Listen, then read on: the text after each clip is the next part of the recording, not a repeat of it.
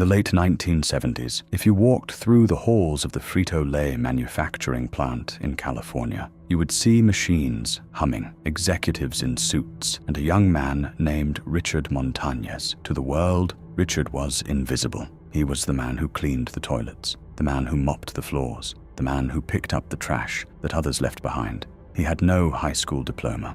He could barely speak English. His future seemed as dusty as the floors he swept. But Richard had a secret. He didn't just see floors. He saw opportunities. He didn't just see a factory.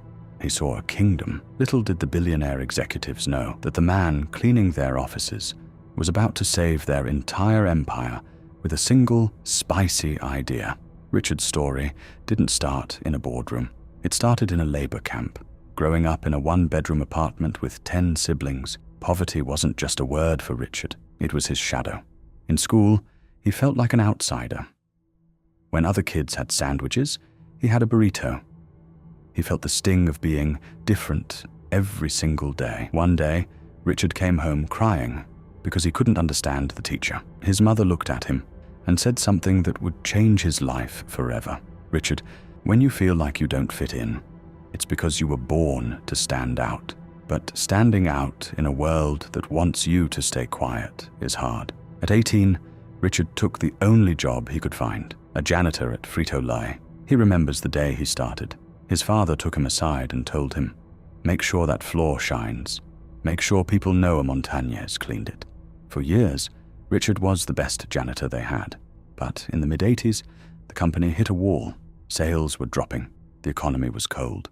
The CEO, Roger Enrico, sent out a video message to all 30,000 employees. He said, "I want everyone to act like an owner. If you have an idea to save this company, tell me." Most employees ignored it. They thought, "I'm just a worker. They don't care about me." But Richard Montañez? He took it literally.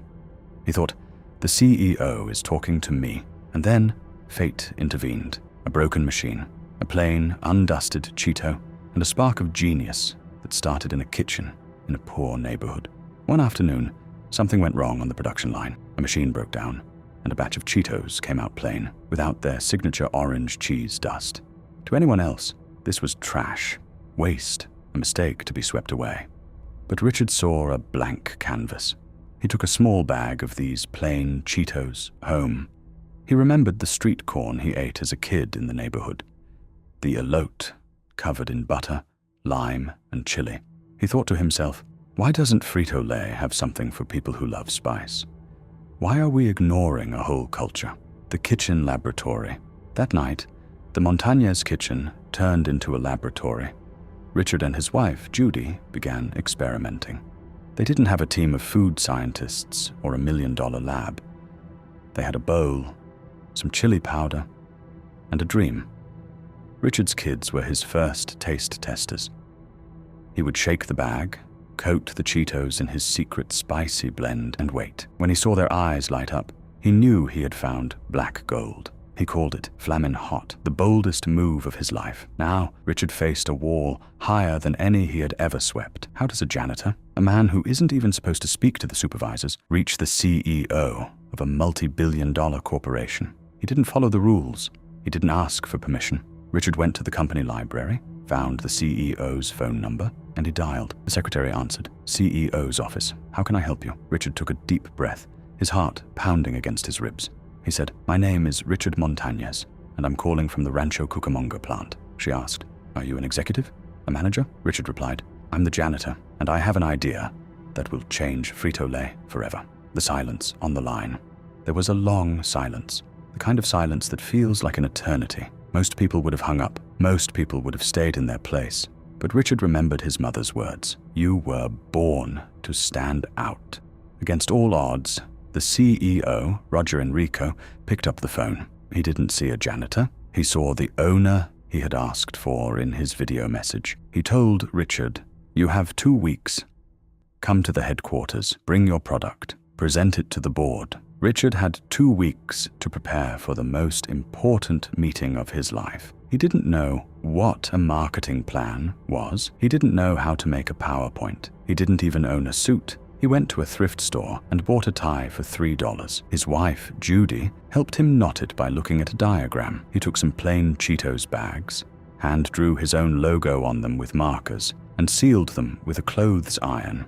He wasn't bringing a polished corporate presentation. He was bringing his heart, his culture, and his kitchen-made snacks in a bag that still smelled like his home, entering the lion's den. When Richard walked into the Frito-Lay boardroom, the air changed. There were 100 high-level executives, PhDs, and marketing experts. They looked at his cheap suit. They looked at his calloused hands. Some whispered, some smirked. To them, he was just the guy who emptied their trash cans. They were the experts. They had the data, they had the degrees. Richard had a plastic bag. The CEO, Roger Enrico, sat at the head of the table. He looked at Richard and said, "Son, tell us what you've got at the speech of a lifetime." Richard stood up. His legs were shaking. His English wasn't perfect, but his vision was crystal clear. He didn't talk about profit margins or market share. He talked about the streets. He talked about his community. He said, "I see you selling to everyone, but you are missing the fire. You are missing the people who want to feel something when they eat." He opened his hand-drawn bags and passed them around. One by one, the most powerful men in the food industry tasted the Flamin Hot for the first time. Richard watched their faces. He saw their eyes widen. He saw them reach for water. And then he saw the CEO smile. Roger Enrico stood up and turned to his executives. He didn't ask the marketing team what they thought. He didn't check the data. He looked at Richard and said, "Put the mop away. We're going to build a factory for this." The board didn't just say yes. They unleashed a revolution. Flamin' Hot Cheetos didn't just sell. They became a cultural phenomenon. It wasn't just a snack anymore. It was in songs. It was on clothing. It was a lifestyle. Frito-Lay's sales skyrocketed by billions of dollars. And the man who made it happen, he never picked up a mop again. Richard Montañez was promoted from the janitor's closet to the executive suite. He became the vice president of multicultural sales for all of PepsiCo. But if you ask Richard, the money wasn't the greatest reward. The greatest reward was the day he drove back to his old neighborhood in a shiny new car, walked into his mother's house, and told her, "We never have to worry again." He went from a man who was told he had no future because he couldn't speak the language to a man who now travels the world teaching the most powerful CEOs how to think. He proved that a PhD can teach you how to read a map, but hunger teaches you how to find the way. Richard Montañez's story isn't just about a spicy snack. It's a message to anyone watching this video who feels invisible. It doesn't matter if you're sweeping floors, washing dishes, or working a job that feels like a dead end. Your current position is not your final destination. You have a Flamin' Hot idea inside you. The only question is, are you brave enough to dial the CEO's number? Remember, you were not born to fit in. You were born to stand out. If this story inspired you, don't forget to hit the like button and subscribe for more incredible stories of human triumph. What's the spicy idea you're working on? Let us know in the comments below. Until next time, keep dreaming.